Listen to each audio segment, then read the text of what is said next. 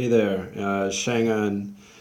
I'm making a video here where I just want to explain my unit composition for kind of a lower level, my alt account, and how I go into wars and how I go into general battles. I'm now pushed way past this point with my main character, and I think a lot of it's self-explanatory at higher levels. I don't think people need a lot of explanation on how to play anymore. So I think actually this alt character is more helpful to people. So I'm just going to look at my unit composition and then kind of how I go into battles. First off, we'll start with my mercenary camp. My mercenary camp, it's maxed out at this level. I'm using all elephants. So they're huge HP, big HP units. So they're going to be my tank units in my fight. They're going to take a lot of the damage. I generally go with 4 elephant guys if I can. That's going to be the main composition of my my heavy tanks in this army. You don't really need much more at low level to get it done. For the example, I'm going to do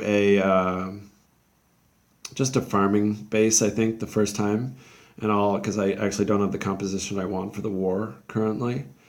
But here you can see my actual barracks composition. So I go with 3 cannons, or bombards, I guess. Oops, I just deleted one like an idiot. I'll just jam it. I go with that. I go with 1 supply cart at this level. At higher levels, I use 2 supply carts, 2 healing carts.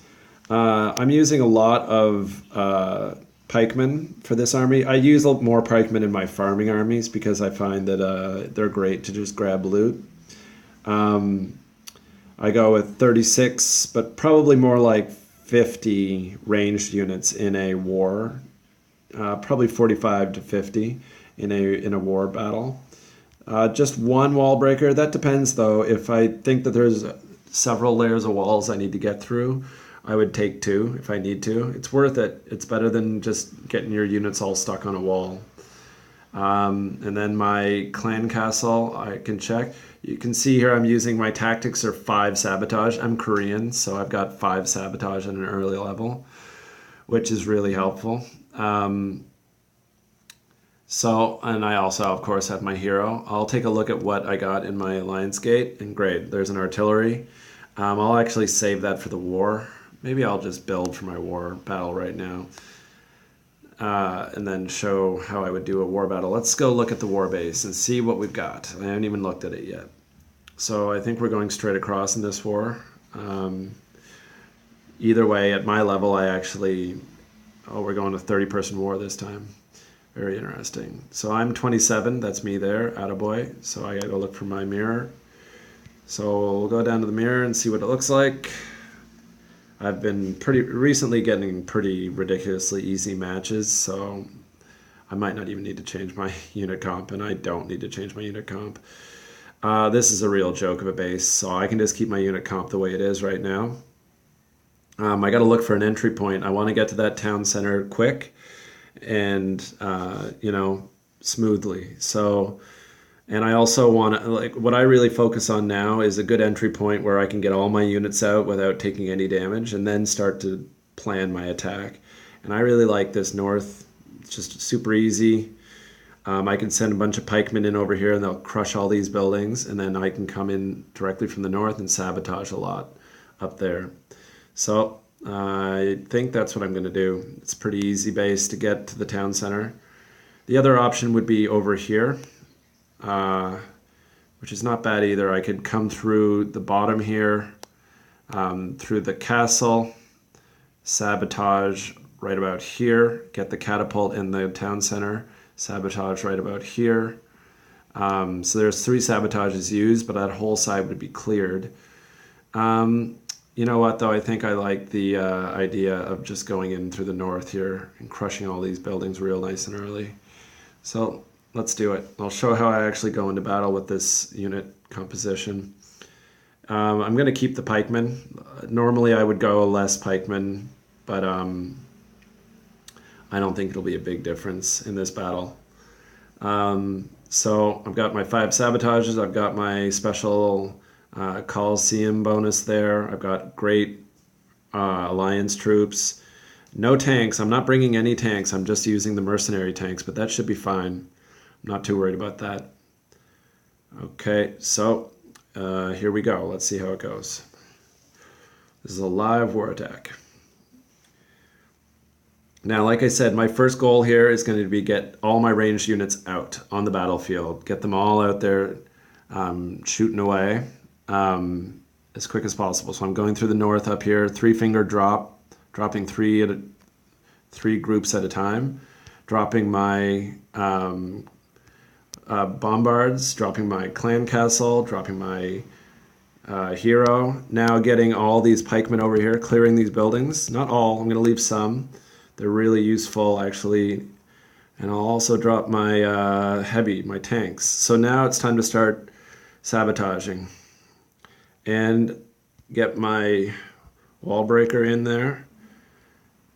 Now I want to reconvene, get them all up in this northern area. Another sabotage on the town center. And look at that. They're all going to go perfectly where I wanted, right through that gap. Now they're in there. Time to think about more sabotages. Quick victory's already earned. I'll sabotage on this catapult. I haven't even used my bonus damage yet. I'm going to use that. I've still got my pikemen that can come over here and clear the side. And we're easy peasy lemon squeezy. This is all done. I might even save some sabotages, honestly. There's no use. I don't need to use them. It'll make my next attack quicker. So you can see here, going to get a full clear, no problem. I mean, what I'll show you is, and I'm going to even let the hero spawn because it doesn't matter. Normally I would stop the hero spawning, of course, but in this situation, I'm going to win anyway. I don't want to waste a sabotage. There's no point. I've already won. 100% done. Now what I'll show you is the way that I'm getting this kind of matching, where my straight across is that easy for me to kill. Look how many, I lost a total of 12 units in that war battle of a straight across target. So I mean, when I say straight across, I mean mirror are the same number as me in the battle. So what I will show you, and I don't guarantee that this strategy is the right way to build your base, but it's what I'm doing. And it's what I saw a lot of people in COC doing, and I decided to take it over into this game. I am now in Gunpowder Age, but you can see I've only got 1 catapult. I haven't even leveled it. It's a level 2 catapult. I've got some level 5 archers, but very little defenses. Now, if you go to the store, you can see, look at the defense buildings I still have left that I could build. 2 redouts, 1 stable, 1 tower, 1 ballista tower, and 2 catapults. And I'm just choosing not to build them, which seems crazy, but if I show you my war base, you can see that I don't really feel like at low levels, they're all the same anyway. Everything's easy to just crush. So why not just not build the defenses, keep my matching extremely low, and I can beat bases way above myself. Now, if you take a look at my base, it looks pretty high level. It looks intimidating to attack. I've got a pretty good setup, I think. And I feel like that would intimidate people. And that's kind of my goal. It's just to scare them so that they use a higher level attack to hit me instead of just killing me with some low level guy, which they probably could. Like I don't have a lot of defenses, but I think I'm really well set up. The defenses I am using are really well set up, so it does the maximum amount possible. I generally have higher bases hitting me, which like with how low I've built my defenses, that's a win-win because I can also hit. I've had wars where I've hit people 7 above me and taken 5 stars from them. 7 above. So I really think that this is the strategy in the game to get war wins, is to have like 3 or 4 people that are at the bottom of your clan that do what I do and build up only offensive and get themselves to a point where they can hit people way above themselves in war. and then you're saving all your big attacks for higher up in the war. So that's it. I just wanted to show a quick rundown of how I build my army, how I attack, and how I actually set up my base as well to get myself that good matching. I hope that's helpful. I'm going to get more videos up later on. I really think this strategy is something that is going to change the game, in my opinion, because it really did change COC when people started to go all offensive upgrades first and worrying much less about defensive upgrades, because until you get to the very high levels, everybody gets 3-starred in COC anyway. So it's only when you get to about Town Hall 9 at the top and Town Hall 10 that it's really you're going to defend well enough to actually stop people.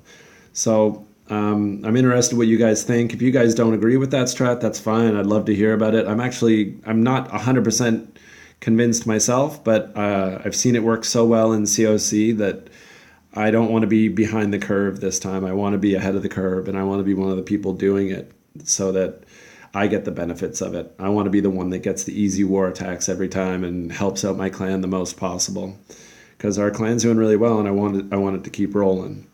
That's it. I just wanted to show that. Hope that helps some of you guys out. It's a very basic tutorial, and keep on crushing and good luck. Keep on dominating in Dominations.